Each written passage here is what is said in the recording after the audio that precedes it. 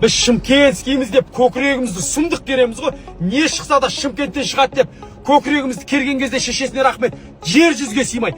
Бірақ мен осы 2 ай Шымкентте жүріп көрдім ғой.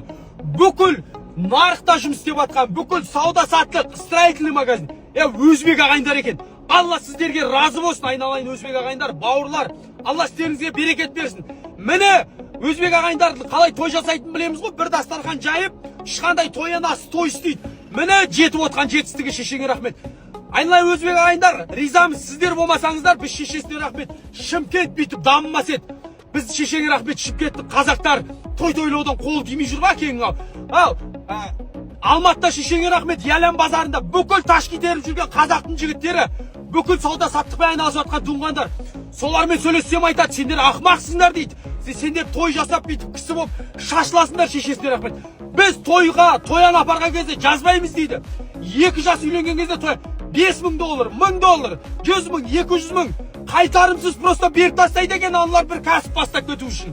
Толықтай ақпаратты Telegram арнамыздан аласыз.